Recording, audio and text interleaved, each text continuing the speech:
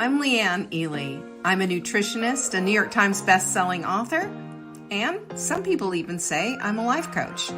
I started the Daily Dish Show to share my story, my truth, and my journey to vibrancy, and to inspire others to do the same.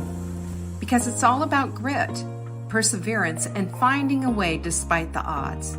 It's about embracing the whole woman, not just the parts that are easy to love, and feeding her heart, mind, body, and soul.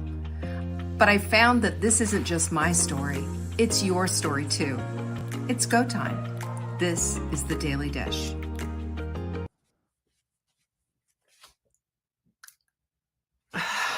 Allergy time. I don't know. It's Tuesday. You know what that means? It means that we're live here, right here in my office, which is a rarity that I'm even in this office anymore. It's more like a storage room. But anyway, here I am, and here you are, and I'm really excited that you're here. As a matter of fact, I just opened the chat. So hello and welcome. So many things going on. I don't know if you were with us last night, or I should say yesterday evening, afternoon, late afternoon, 5 o'clock. We did Cook Along with Leanne. The whole premise of Cook Along with Leanne is to learn some new recipes, tricks, whatever. But this one was a particularly a different cooking workshop, if you will. It was all about how do I go into my refrigerator, see what's there, pull it together, and make it become a recipe without a recipe. How do I cook without a recipe? And it's simple. In learning how to do that, you have to think like a cook, and you have to think in terms of what do I have here that will bring something to the table, so to speak, a little more flavor. We think about in terms of salt, fat, acid, etc. Anyway, we went through all of that, and it's a valuable cooking lesson because it gets you out of the ball and chain, if you will, of having to always have a recipe. And for some people, I know that they're very dependent on their recipes and they think that they cannot cook. That is simply not the case. You can. And if you look at your recipes with a different lens and see the different components of that recipe and how it's being made and how it's being cooked and all the ingredients that go into it, you can kind of see your way to, oh, I can do that with some of the leftover stuff that I have in my fridge. And that's where things really get interesting because you then have the privilege and the power and the fun of creating something brand new that nobody else is making. And I did that last night live, showed them what I had and just said, we're going to put all of this together. And I don't know if anybody noticed this, but one ingredient that I forgot were those baby tomatoes that I cooked. And I'm looking at them this last night as I was putting everything away. And I said, I forgot to put the tomatoes in there. Tomatoes would have made it great. But everything else, it just worked fine the way it worked. So anyway, you can find that at savingdinner.com/cook. And, we put everything on replay. We give you a workbook that goes with it. This is something that you can do on repeat to get the concepts down. You're not going to do, it's not one and done. It's something that you train yourself to do and to be. That's simply how it works. Anyway, that's that book. That was that workshop, and it was fun. I hope you had a chance to be there. If you hadn't, of course, you can always, like I said, get the replay. It's available for you, and you always have the replay. You'll always have the workbook if you want to do the workbook again and whatever. So that's how that works. My other thing that's happening is 50. If I were 50 again, this is what I would do. This is exactly what I would do differently. Is a book that is the birthplace of that book was a viral video that I did, which ended up becoming a viral blog post. Well, I should say a blog or a Substack post. And it seems everybody's interested in this because, I found out I was the older sister that a lot of these ladies wish they had. So Being 50 again doesn't mean that I'm wistfully looking back and saying, "Oh, I wish I were 50 again." It's just saying if I were 50 again, I would do these different things because it took me until I was 60 to figure certain things out. Hello, Linda. Good to have you here. That's how it works sometimes.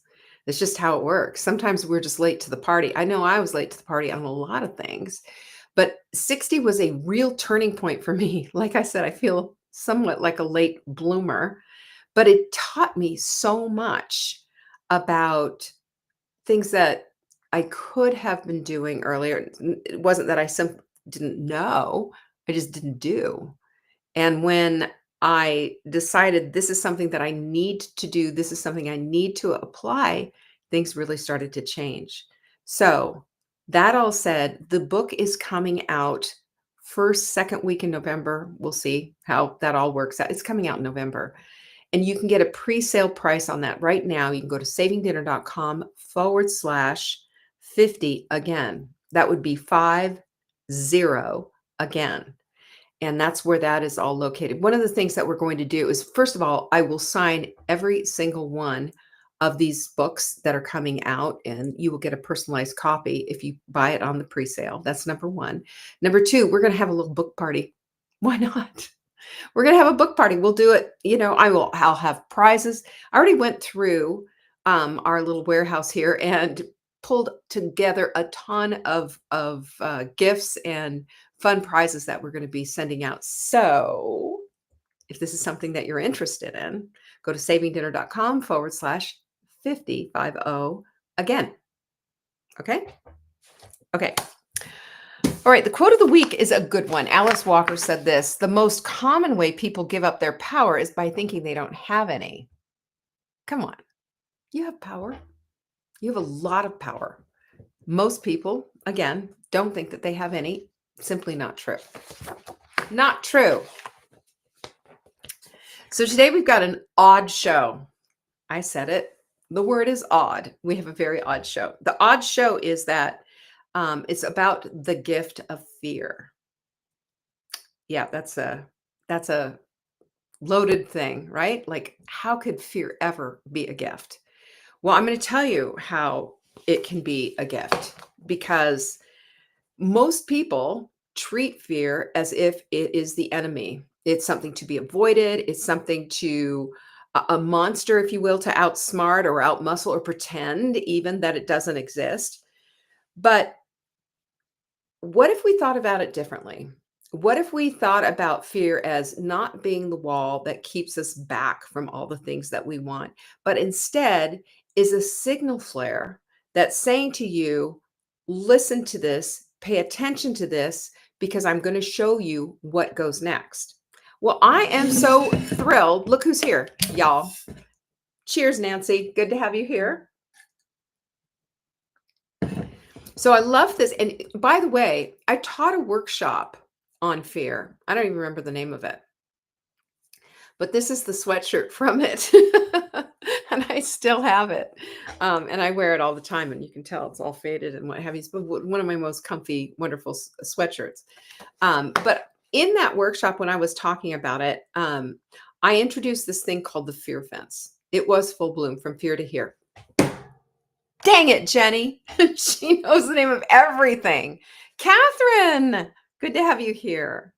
So it was full bloom from fear to here. And I'm going to give you one of the concepts that I taught in this, because to me, it was a barrier breaker for me personally. I saw things in a completely different way because of the fear fence. Okay. So here's what it is. Because let me just say this. We are all after the same thing. Amen. Pinkies up on this. We want the connection. We want the confidence. We want fulfillment. We want joy. We want purpose. That's why we're here. We want to live in full bloom, for heaven's sakes. That's what we want. That is the burning heart's desire for all of us. I don't care if somebody says, well, not for me. Baloney. Yes, for you too. This is what it is. So the fear fence, when I introduced this, it was how we see things in our mind's eye, and how we see things. such a thing as fear, by the way. We see fear as this maximum security prison fence. It's electrified. There's razor wire all looped around on the top, and there's spotlights. There's mean dogs who are going to rip your face off. This is what we see and think of as fear, the fear barrier that keeps us from all of our dreams, all of our hopes, all of our connections, confidence, all the things we want. But here's the deal: when we shift our perspective of what the fear fence actually and truly is, when we see it and understand that it's an old, rickety, decades old fence that has been made out of childhood stories, inherited beliefs, limiting beliefs, outdated coping mechanisms, trauma, and recycled what ifs that were never true to begin with, don't we see fear in a whole different way? Fear is a fence that can be pushed down with your foot. Fear is different when we see it that way. Oh, there's our girl, Jane. Hello, my friend Jane. It's good to see you. So, when we see the fear fence in its truth, in its actuality, in its sad shape, we can understand our fear just a little bit different. We can see it differently. And when we realize to stop that we can start seeing fear not as a stop sign, but as a teacher, guess what? There's something here worth leaning into, is what fear is saying to you. What is fear trying to teach you? You know, when we can look at things that are happening in our lives instead of just, complaining endlessly about it, and we look at and say, where's the lesson? What's being taught here? How can I take these scraps of awfulness and create something beautiful? I'm not saying 100% of everything is we're able to do that with, but certainly we can take a good look with a different lens at a lot of the stuff that's going on in our life. So we need to understand, first of all, that one of the reasons I say that fear is a gift is just because it is, essential for us to have some kind of fear in our lives. It keeps us from doing stupid things like, I don't know, sitting on a stove when the burners are on and all of that. But the thing is that our brain has been developed over forever, to have this fear mechanism installed in it so that we end up not getting ourselves killed or not end up putting ourselves in harm's way. It's a safety mechanism.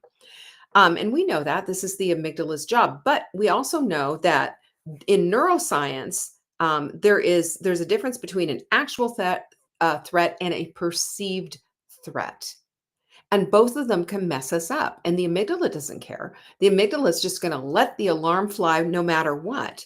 And so when uncertainty shows up, the alarm's going off. When a tiger is breathing down your neck, the alarm is going off. And do you see what I'm saying? There are two different things. One is really a very big cause for the alarm to go off.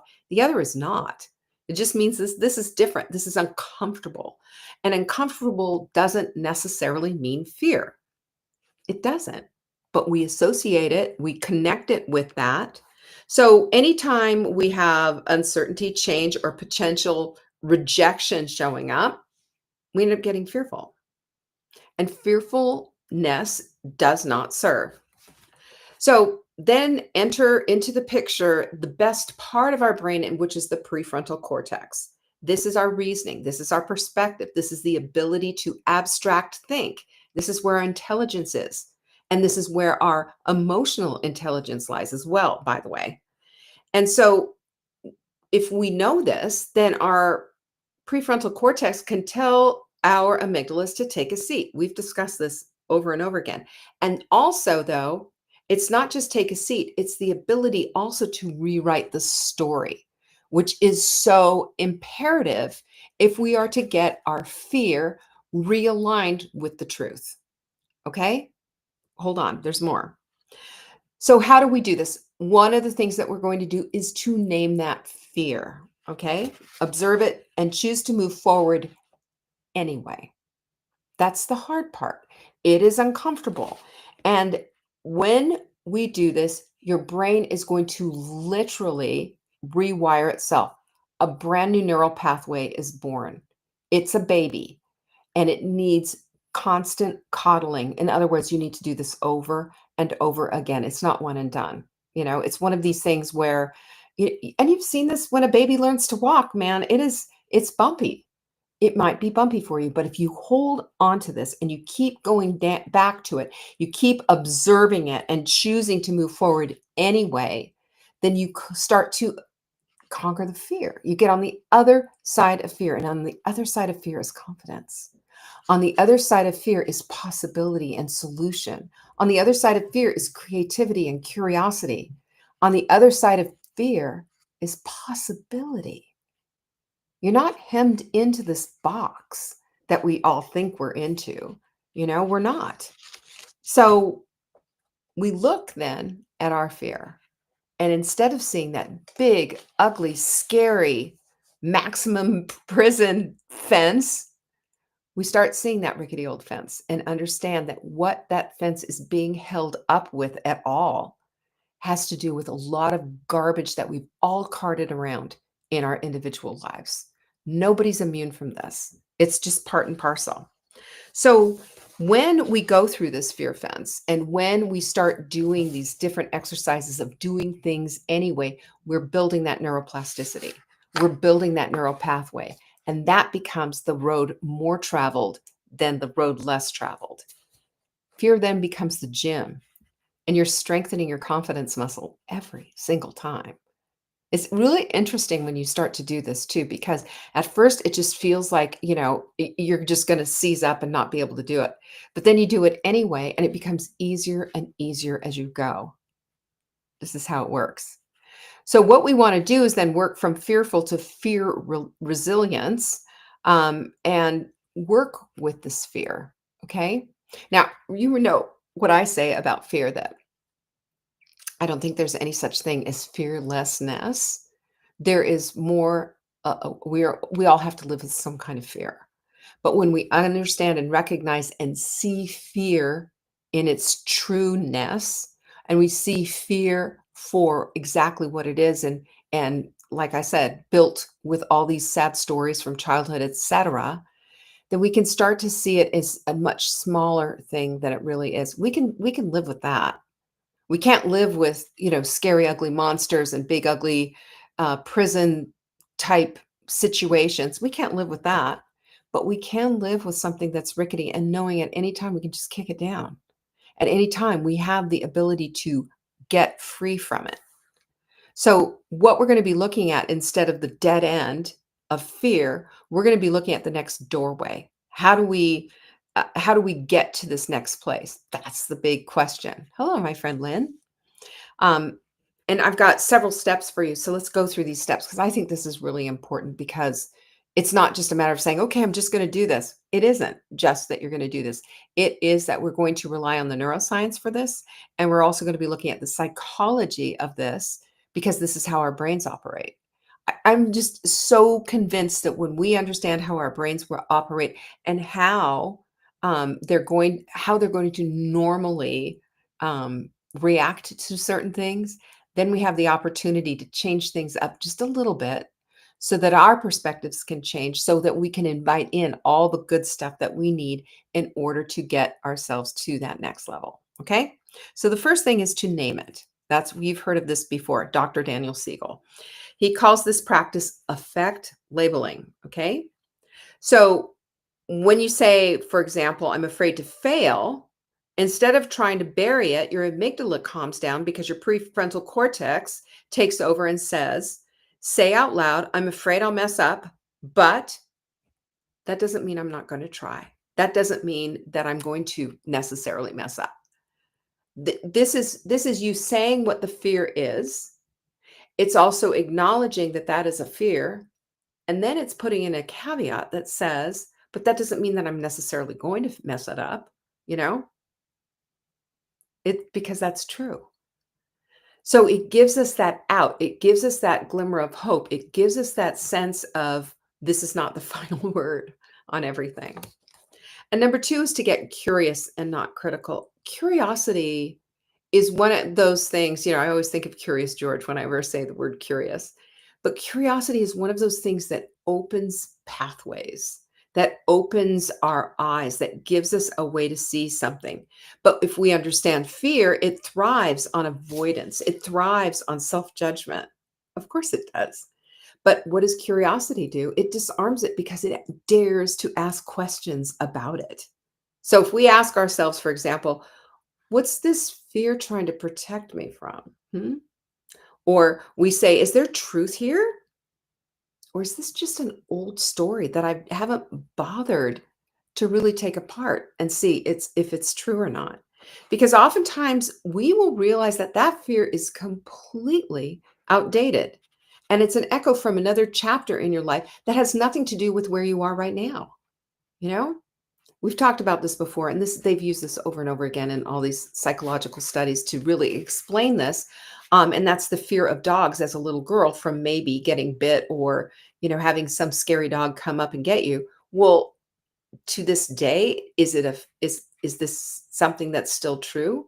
Probably not. You've probably met a lot of really great dogs in your life, but that old fear held you back. Letting go of that story might open the door to companionship of the four-legged kind, you know? That's kind of the whole way that we're going. I think that's such a good illustration, so I'll keep using it. The other thing is we need to shrink the fence. You know that. Fear can feel enormous, it can feel overwhelming, but we can break it down into bite-sized pieces, eat that elephant one bite at a time. And behavioral psychology calls this graded exposure, meaning that as you're facing small, manageable versions of your fear, it trains your brain not to overreact. Because overreacting puts you in paralysis. Like, I just can't move. I can't do anything. It's stifling, it's suffocating. So instead of I'm just going to quit my job, try, you know what? I'm going to update my resume. I am going to do something slightly different. For me, it was instead of speaking on a stage, I'm just going to share, one little thing in a group kind of a setting. I wanted to be a speaker, but I was afraid of speaking in front of lots and lots of people until I decided to, you know, just start with one little thing, one small group, one small thing, and that whole thing shifted and changed, and the fear went away. The other thing is to use fear as a compass. Okay, Stephen Pressfield, he wrote a book called The War of Art, is the one. He says the thing that you'd fear most is usually the thing that matters most, which I think is interesting. So if you have a fear of maybe dreaming bigger because you think, that's just too much and I don't want anybody to see me fail as I'm doing this. If you have a fear of creating something new or being rejected or telling the truth, that is your clue that you are on sacred ground, that you're onto something. Your body is actually, and you can feel it in your body. You feel the butterflies, you feel a little embarrassed, a little bit shy, a little bit whatever. But that is your way of being in a place where the possibilities are starting to open up, you know? That's what that does, and it's showing you the way. Now, one of the things that I think is so critical as we're going through all this stuff is not to get so caught up in, what's next and how do I do this and what have you. Sometimes the dream is just enough, and the next thing will show up, and the next thing will show up as well, and we can do that. We can do that if we just allow for it. We're on sacred ground when we start getting into this place and the resistance starts to show up, right? It shows up when you dream bigger. It shows up when you create something new or tell the truth and let things fall where they may. But it's also sacred ground and it also is giving birth to something new. You also need to anchor yourself in safety. Your nervous system demands it. Otherwise, you're always in fight or flight, always in this place of feeling anxious, always in this place of having your whole body stressed out and all of those chemicals going bonkers. You don't want your cortisol going off the wall. You don't want your adrenal glands just going boom, boom, let's just do this. What we want to do is we want to be anchored in safety. We want to feel safe. We want to let everything, our bodies, know that we are okay. So when we use grounding tools to say all is well to our body, we can do the slow breathing. It's easy, in for 4 through the nose, out through 4 through the mouth, humming, gargling, those kind of things. This is how we vibrate the vagus nerve, which goes right through, goes up and all the way. It's a huge long nerve, right? When we vibrate it, that lets our bodies know that we are safe. That's why gargling and humming is so incredibly soothing. You do it with a baby. Have you noticed that? You've got this crying baby, and you're holding this baby, and you're swaying back and forth and humming or singing, patting them on the back. It's bringing down that anxiousness. You can do this for yourself.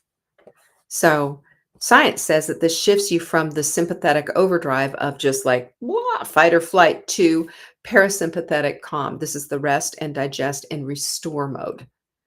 And it's that simple. It doesn't cost you a dime. It just costs you, oh, think about this and then do it. And it makes such a difference. The other thing is to reframe fear as an enemy, as energy, I'm sorry. Fear and excitement almost register the same. Exactly. It's almost the same emotion. They're right next door to each other. When I play pickleball tournaments, I used to say, I'm so nervous. I'm so nervous. Anybody who would hear me, I would let them know how nervous I was. And then when I finally got out on the court and it was my turn to play, I was a wreck. Now I've changed it into, if somebody says, hey, are you nervous? I'll say, you know what? I'm really excited. I've trained for this. I'm ready for this. Let's do it. And I went from not winning to now winning silver and gold medals. Every once in a while, a bronze, but mostly silver and gold. And I know that is one of the biggest things that I have done is to reframe that fear as energy and make it something that's going to work for me. And you know what? Elite athletes do this all the time. I'm not an elite athlete, but this is what they do. And also Navy SEALs do this as well. So, these Navy SEALs, they put themselves under some really stressful situations. If it works for them, I'm going to do it too. Number 7 is to build your fear fitness over time. It takes a minute. It takes a minute. Your fear doesn't just vanish, but you do get stronger when you are putting these tactics in play. So every time you work through and kick down that rickety fence, you're proving to your brain that you have the capacity and the ability to survive discomfort. You know, you've heard me say before that our sofas and our couches are traps, they're comfort traps. Being comfortable and always doing the same thing is comfortable. But always getting the same thing is always going to give you the same result. And if you don't like your results, then you got to change it up, period. I mean, that's like basic, right? But this is how we build our fear fitness is going outside of that and into that discomfort. And that discomfort gets simpler and easier all the time. Confidence isn't the absence of fear, it's the memory of overcoming it. And it always comes after you do the thing. You don't have it going in. No one does. That is just one of the biggest myths in the world. Nobody does. They just do it anyway. So that's why my charge to you today is to do it anyway. I don't care, you can hate it the whole time, you can mumble under your breath, you can whatever. But if you do it anyway, I promise you the confidence that you feel is gonna be unbelievable. Remember, it's the memory that you overcame it, and that confidence comes just charging out at you. Here's the thing, and the bottom line of all this stuff. Fear is always going to show up, right? Amen? It just does. But if we stop seeing it as an intruder and start seeing it as our personal GPS toward growth, that's exactly what's going to happen. That's exactly. It's going to point you to what matters. It's going to teach you that you still need healing, right? It's going to show you what it is that's out there. You're looking for courage. Don't look, Arlene. Stop looking. Here's what I want you to do. Go inside, because I'm going to tell you what courage is. Courage is not something you find, it's something you build. Courage, like confidence, is a skill. That is it. That's it. Where's courage? Inside. Courage is something that needs to be exercised just like a muscle. Same with confidence. Same with motivation. None of this stuff just comes to you. Nothing like that comes to you. And you will not find it if you seek it. You build it. You use it. You just decide it. That's what makes it happen. That's how we kick down the fear fence. That's how we develop and become the women that we want to be, living in full bloom. Courage isn't about being fearless, by the way. It's about refusing to let fear make your decisions, period. Courage is a skill. It is a skill.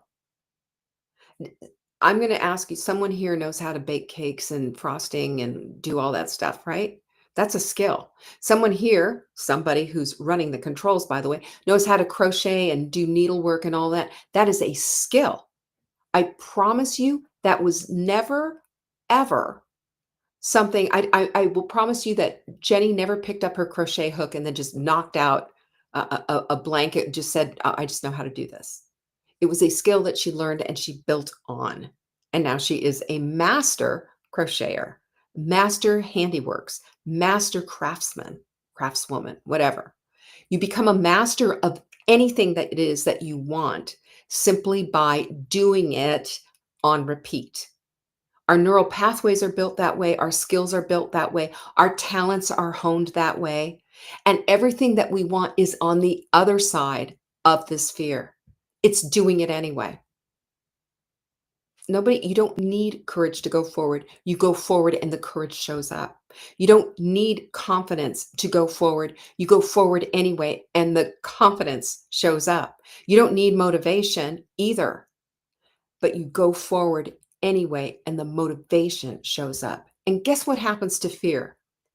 Motivation, confidence, and courage overwhelm it and show you, yes, ma'am, you can kick that fence down at any point. Because these skills that I'm talking about are the skills for overcoming fear absolutely every single time. And if you do them on repeat, you create new neural pathways and you create a new reality for yourself.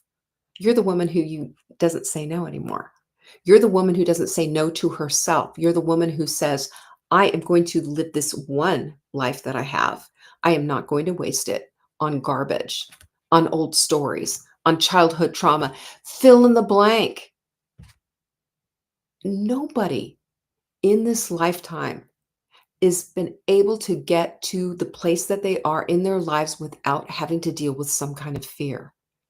The difference between those who, quote unquote, overcome their fear and those that don't are the ones that say, I'm going to do it anyway, are the ones that say that these skills will show up for me when I kick down that fear fence and do it anyway. And I promise you, that's your life, you know?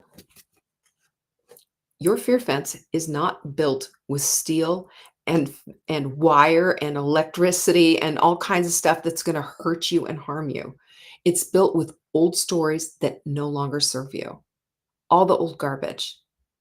And if you want to, you can kick it down at any time and replace it with these skills that we just talked about. That's how powerful you are. And you remember what our quote of the day is, right? Do you remember the quote of the day by Alice Walker? The most common way people give up their power is by thinking they don't have any. Well, I will tell you this. You do have courage. You do have confidence. You do have the motivation to get everything that you want on this side of glory. You do. Fear will hold you back if you allow it to. but look at that fear in the face, if fences have faces. Look at it in the face. It doesn't have that kind of power unless you give it to it. All right? That's all I have. It's enough. Arlene says this is new information for you. Okay, that's fine. But it's information that can be life-changing. It really can. Anyway, I hope you enjoyed that show. And I hope you were also thinking about getting my book, because I'm really looking forward to getting it into everybody's hands. The pre-sale is going to last a little bit longer, and then boom, it's going to be gone. So go to savingdinner.com/50 again. And that's 50 again. All right. Much appreciated. Thank you, Catherine. Love you all. Peace be with you. Bye-bye. Thank you for joining me today. You can find me on TikTok for daily tips to help support your most vibrant life. And remember, you are the author of your own story. Until next time.